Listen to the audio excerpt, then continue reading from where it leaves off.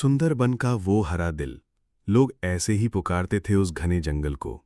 पर रोहन जानता था, यहाँ कोई कीमती पत्थर नहीं, सिर्फ दम घोटने वाली छायाएं और सरकते रहस्य थे।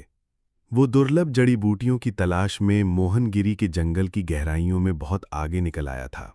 अब सांझ की लाली एकदम घोटू अंधेरे में तब्दील हो रही थी, जिसने ऊपर के घने पेड़ों को जख्मी बैंगनी और काली रंगत में डुबो दिया। हवा, नमी और अनदेखे फूलों की सड़ी गली मिठास से भारी होकर उस पर गीले कफन की तरह दब रही थी। उसने कदम तेज किए। कीचड़ में उसके फटे जूतों की चपचपाहट के अलावा सिर्फ अदृश्य कीड़ों का कर्कश स्वर सुनाई देता था। रात के सामान्य सुर, उल्लुओं की हूं, नाइट जार की ची ची गायब थे। एक अप्राकृतिक खामोशी छा गई थी, जिसे सिर्फ उसके अपने दिल की जोरदार धड़कनें तोड़ रही थीं। तभी उसने पहली बार वो आवाज सुनी, कर्च। ठीक उसके पीछे, तीखी साफ, जैसे कोई पैर सूखी टहनी पर पड़ा हो। रोहन जम गया, सांस रुक गई, धीरे धीरे पलटा।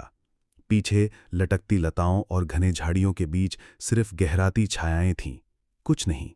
शायद कोई जानवर, पर उसका दिल चीख रहा था, यहां कोई नहीं होना चाहिए। फिर आवाज फिर आई, इस बार बाईं ओर से, करच। और फिर दाईं ओर से, करच।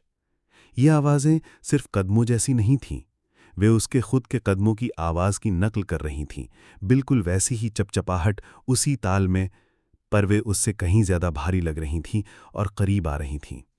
भय ने उसकी नसों में बर्फ का पानी उतार दिया। उसने दौड़ना शुरू किया।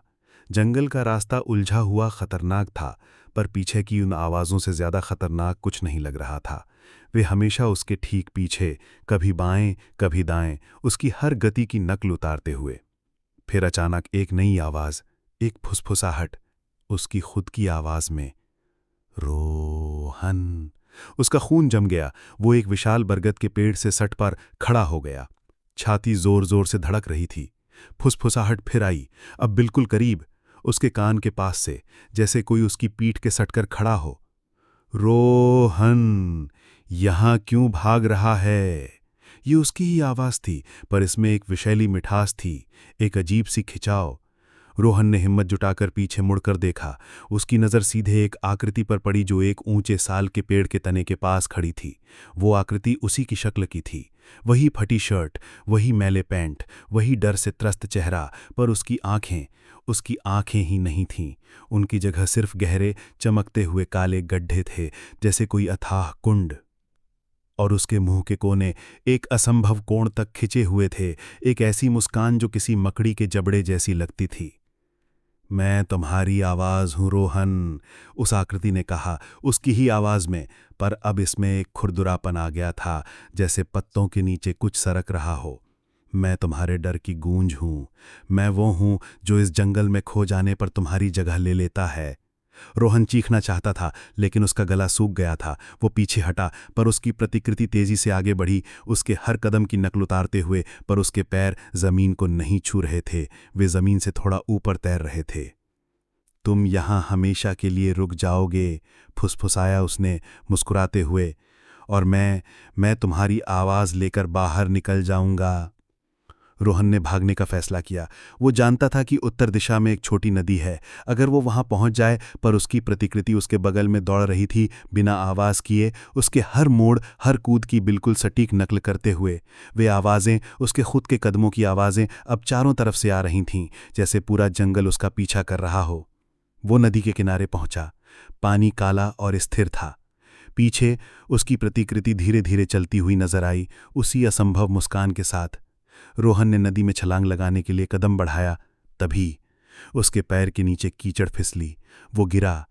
पानी में गिरने से पहले उसने देखा, उसकी प्रतिकृति ने भी ठीक उसी तरह गिरने का नाटक किया, पर जमीन पर गिरी नहीं, वो हवा में लटकी रही। उसकी खाली आंखों में एक विजयी चमक थी।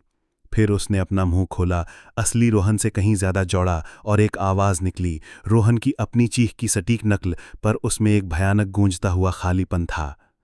अगली सुबह एक मछुआरे ने नदी किनारे एक शख्स को भटकते देखा।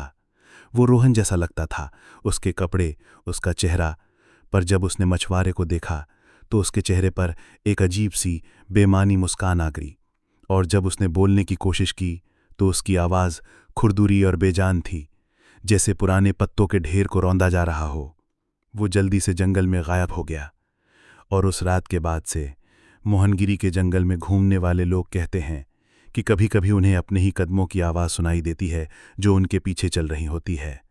और अगर वो बहुत देर तक रुक जाएं तो एक फुसफुसाहट सुन सकते हैं, उनकी खुद की आवाज़ में, जो उन्हें जंगल की गहराइयों में बुलाती है, जहां कोई नकल करने वाली चीज़ उनका इंतज़ार कर रही। अंधेरे के राज अभी खत्म नहीं हुए हैं। ऐसी ही और हॉरर कहानियां सुनने के लिए वीडियो को लाइक, शेयर और क्रीपीफाई हिंदी को सब्सक्राइब जरूर करें, क्योंकि अगली रात हम फिर लौटेंगे एक और डर के साथ।